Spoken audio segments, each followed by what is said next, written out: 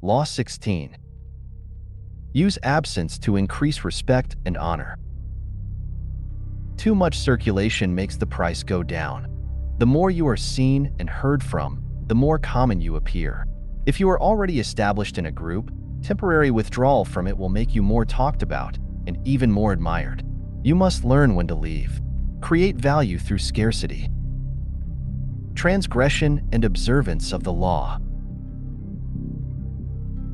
Sir Guillaume de Boulogne was a troubadour who roamed the south of France in the Middle Ages, going from castle to castle, reciting poetry and playing the perfect knight. At the castle of Javiac, he met and fell in love with the beautiful lady of the house, Madame Guilhelme de Javiac. He sang her his songs, recited his poetry, and played chess with her, and little by little she in turn fell in love with him. Guillaume had a friend, Sir Pierre de Barjac, who traveled with him and who was also received at the castle. And Pierre too fell in love with a lady in Javiac, the gracious but temperamental Viernetta. Then one day Pierre and Viernetta had a violent quarrel. The lady dismissed him, and he sought out his friend Guillaume to help heal the breach and get him back in her good graces. Guillaume was about to leave the castle for a while, but on his return, several weeks later, he worked his magic, and Pierre and the lady were reconciled. Pierre felt that his love had increased tenfold, that there was no stronger love, in fact, than the love that follows reconciliation. The stronger and longer the disagreement, he told Guillaume, the sweeter the feeling that comes with peace and rapprochement. As a troubadour, Sir Guillaume prided himself on experiencing all the joys and sorrows of love. On hearing his friends talk, he too wanted to know the bliss of reconciliation after a quarrel. He therefore feigned great anger with Lady Guilhelme, stopped sending her love letters, and abruptly left the castle and stayed away, even during the festivals and hunts. This drove the young lady wild. Guilhelme sent messengers to Guillaume to find out what had happened, but he turned the messengers away. He thought all this would make her angry, forcing him to plead for reconciliation as Pierre had. Instead, however, his absence had the opposite effect. It made Guilhelme love him all the more. Now the lady pursued her knight, sending messengers and love notes. This was almost unheard of. A lady never pursued her troubadour, and Guillaume did not like it. Guilhelme's forwardness made him feel she had lost some of her dignity. Not only was he no longer sure of his plan, he was no longer sure of his lady. Finally, after several months of not hearing from Guillaume, Guilhelme gave up. She sent him no more messengers, and he began to wonder. Perhaps she was angry? Perhaps the plan had worked after all? So much the better if she was. He would wait no more. It was time to reconcile. So he put on his best robe, decked the horse in its fanciest caparison, chose a magnificent helmet, and rode off to Javiac. On hearing that her beloved had returned, Guilhelme rushed to see him, knelt before him, dropped her veil to kiss him, and begged forgiveness for whatever slight had caused his anger. Imagine his confusion and despair. His plan had failed abysmally. She was not angry. She had never been angry. She was only deeper in love, and he would never experience the joy of reconciliation after a quarrel. Seeing her now, and still desperate to taste that joy, he decided to try one more time. He drove her away with harsh words and threatening gestures. She left, this time vowing never to see him again.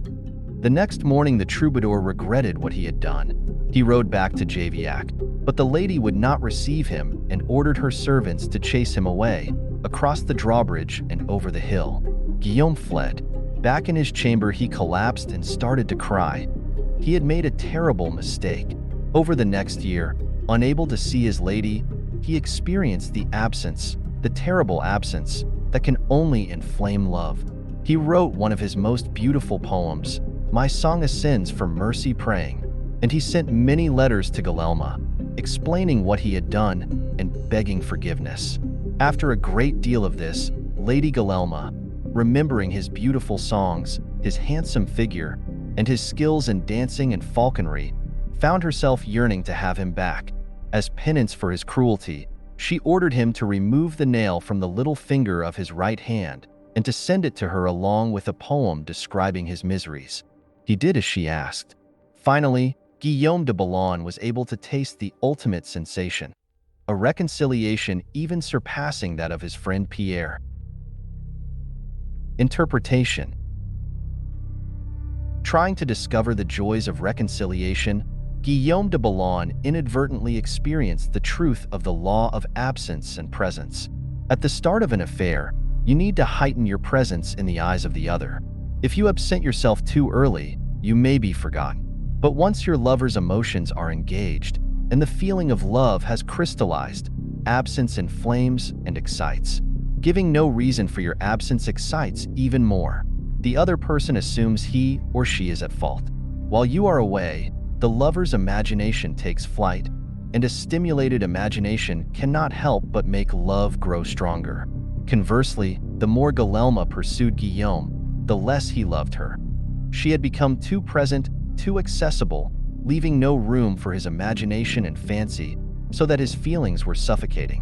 When she finally stopped sending messengers, he was able to breathe again and return to his plan. Suddenly seems to deserve our respect and honor. What stays too long, inundating us with its presence, makes us disdain it. Indeed, had Guillaume not left his lady in the first place, she might have been forced to send him away, creating an absence of her own. Observance of the law. For many centuries, the Assyrians ruled Upper Asia with an iron fist. In the 8th century BC, however, the people of Media, now northwestern Iran, revolted against them and finally broke free. Now the Medes had to establish a new government. Determined to avoid any form of despotism, they refused to give ultimate power to any one man or to establish a monarchy. Without a leader, however, the country soon fell into chaos and fractured into small kingdoms, with the village fighting against the village. In one such village lived a man named Dioses, who began to make a name for himself for fair dealing and the ability to settle disputes. He did this so successfully, in fact, that soon any legal conflict in the area was brought to him, and his power increased. Throughout the land, the law had fallen into disrepute. The judges were corrupt, and no one entrusted their cases to the courts anymore, resorting to violence instead. When news spread of Dios's wisdom, incorruptibility, and unshakable impartiality, Median villages far and wide turned to him to settle all manner of cases. Soon he became the sole arbiter of justice in the land. At the height of his power, Dioses suddenly decided he had had enough. He would no longer sit in the chair of judgment, would hear no more suits, and settle no more disputes between brother and brother, village and village. Complaining that he was spending so much time dealing with other people's problems that he had neglected his own affairs, he retired. The country once again descended into chaos. With the sudden withdrawal of a powerful arbiter like Dioses, crime increased, and contempt for the law was never greater.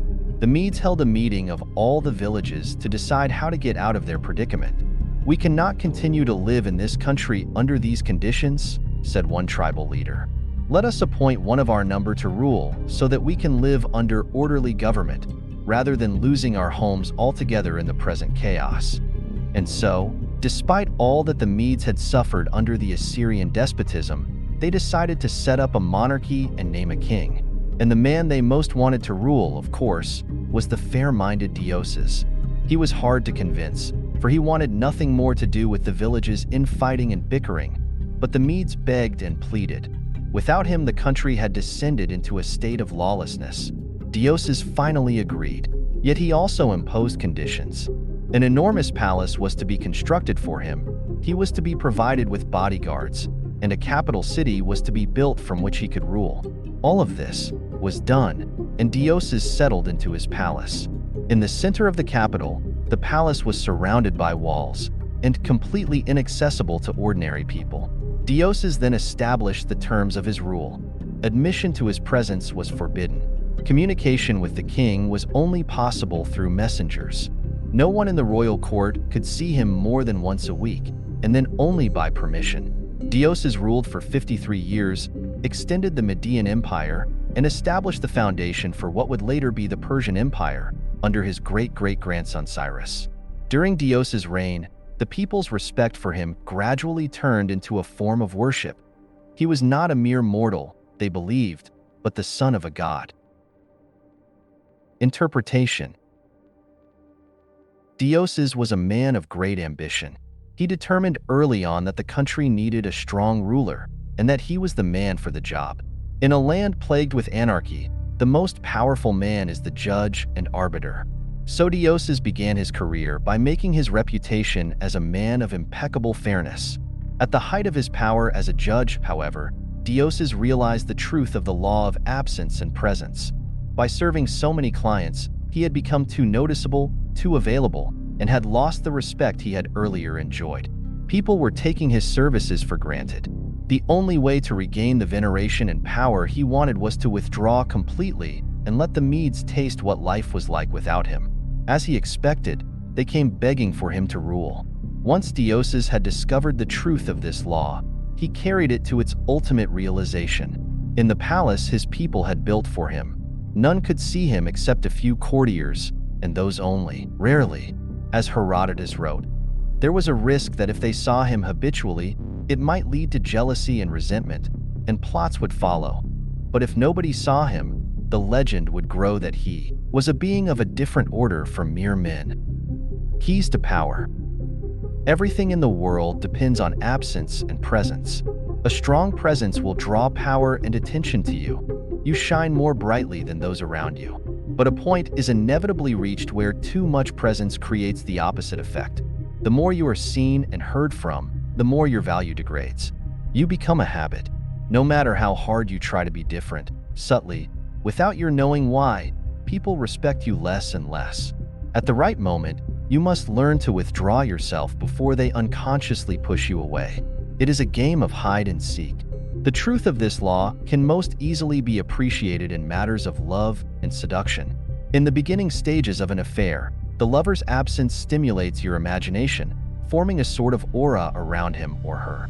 But this aura fades when you know too much, when your imagination no longer has room to roam. The loved one becomes a person like anyone else. This is why the 17th century French courtesan Ninon de L'Enclos advised constant feints at withdrawal from one's lover. Love never dies of starvation, she wrote, but often of indigestion. The moment you allow yourself to be treated like anyone else, it is too late. You are swallowed and digested. To prevent this, you need to starve the other person of your presence. Force their respect by threatening them with the possibility that they will lose you for good. Create a pattern of presence and absence. Once you die, everything about you will seem different. You will be surrounded by an instant aura of respect. People will remember their criticisms of you and their arguments with you, and will be filled with regret and guilt. They are missing a presence that will never return. But you do not have to wait until you die. By completely withdrawing for a while, you create a kind of death before death. And when you come back, it will be as if you had come back from the dead. An air of resurrection will cling to you, and people will be relieved at your return. This is how Dioses made himself king. Napoleon was, recognizing the law of absence and presence when he said, "If I am often seen at the theater, people will cease to notice me." Today, in a world inundated with presence through the flood of images, the game of withdrawal is all the more powerful. We rarely know when to withdraw anymore, and nothing seems private, so we are awed by anyone who is able to disappear by choice. Novelists J.D. Salinger and Thomas Pynchon have created cult-like followings by knowing when to disappear. Another, more everyday side of this law, but one that demonstrates its truth even further, is the law of scarcity in the science of economics. By withdrawing something from the market, you create instant value. In 17th century Holland, the upper classes wanted to make the tulip more than just a beautiful flower. They wanted it to be a kind of status symbol. Making the flower scarce, indeed almost impossible to obtain, they sparked what was later called tulipomania. A single flower was now worth more than its weight in gold. Image, the sun. It can only be appreciated by its absence. The longer the days of rain, the more the sun is craved. But too many hot days and the sun overwhelms. Learn to keep yourself obscure and make people demand your return. Extend the law of scarcity to your own skills. Make what you are offering the world rare and hard to find, and you instantly increase its value. There always comes a moment when those in power overstay their welcome. We have grown tired of them, and lost respect for them.